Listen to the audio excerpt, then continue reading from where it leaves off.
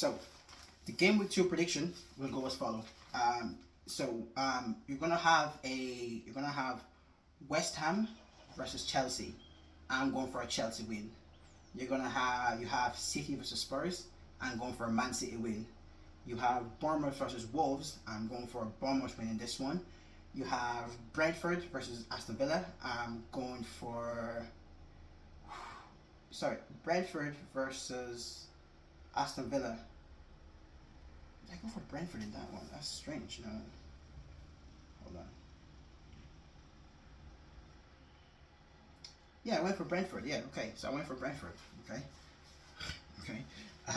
So Arsenal versus Leeds, I went for Arsenal win. Palace versus Forest, I went for a Palace win. Everton versus Brighton, I went for an Everton home win. Man United versus Fulham, I went for a Man United away win. Newcastle versus Liverpool, I went for a Newcastle win. The only one I'm undecided about is Burnley versus Sunderland. Sunderland were obviously very good at home in the previous game. However, in this game week 2 coming up, they're going against Burnley. Burnley going to be at home. It's their first home game being promoted, so that's why I'm caught in two minds in this one. I still feel like Sunderland have enough to go to Burnley and get the victory. That would be a brilliant start for them. That would be a 2-2 start for Sunderland in this Premier League season, which will be very, very good for them in my opinion. Looking at all the fixtures, I think City and Spurs is going to be the fixture of the week, and closely behind that is going to be Newcastle and Liverpool. I think Newcastle and Liverpool is going to be a very interesting game to watch, simply because obviously we know what was going on all summer with both teams with Isak situation. I believe Newcastle just cut their losses, sell Isak for 120 million, like Liverpool beat it. Just get rid of him. It's going to be like a cancer in the dressing room. There's no point keeping a £100 million player in the dressing room that doesn't want to play for you. It's just going to ruin the morale of the team, in my opinion. So Newcastle needs to get rid of him and get a replacement in as soon as possible. Fulham versus Man United. This is a game Amorim needs to show us fans that is capable of winning now, because last year we got battered in most away games. We didn't get a back-to-back win all Premier League season. So games like this are what Amorim is going to be judged on. Big games, not so much, but in games that Man United should be expected to win, and those Fulham away is going to be tough. Those are the games we're going to be judging Amorim on this year. We need to get a victory in that game. Everton versus Brighton. Everton were very poor versus Leeds. I watched a little bit of the game. Everton were very, very poor. I was very disappointed in the Everton attack, actually. They didn't really do much with the ball until maybe they had a couple of spells in the second half, 5-10 minute spells in the second half. But the first half they were very poor. They couldn't get the ball down, play it. I expected much better from their attack this season, especially for Everton.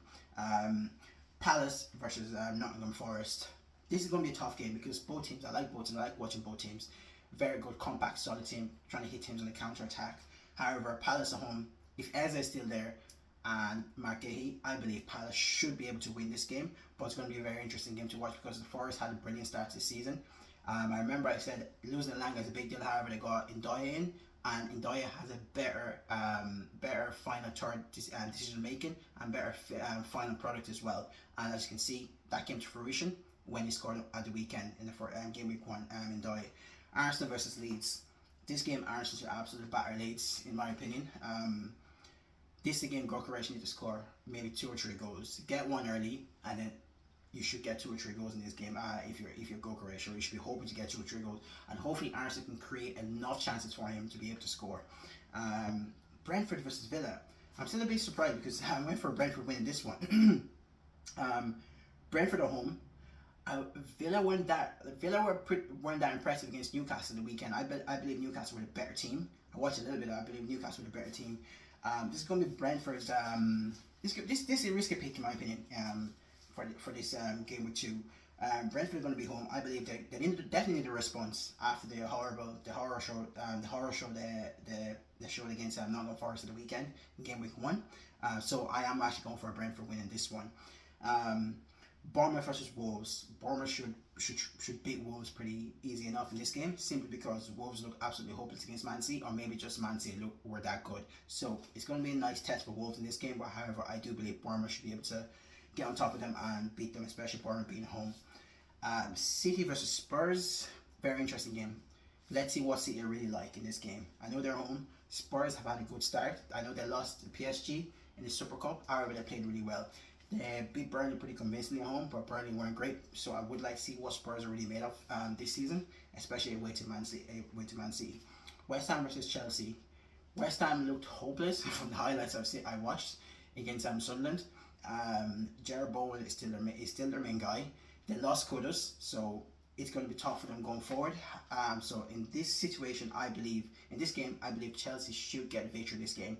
I'm really looking forward to watching this game as well. I'm probably going to watch maybe 2 or 3 games this weekend. I know Man United will definitely be one of them. I'll probably watch Newcastle and Liverpool.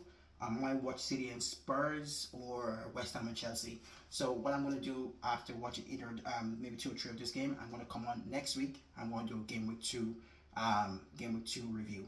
Okay. Thank you very much. If you made it to the end of the video again, thank you very much. I do appreciate all the support that everyone's given me. And make sure to click on the subscribe button. Have a good weekend.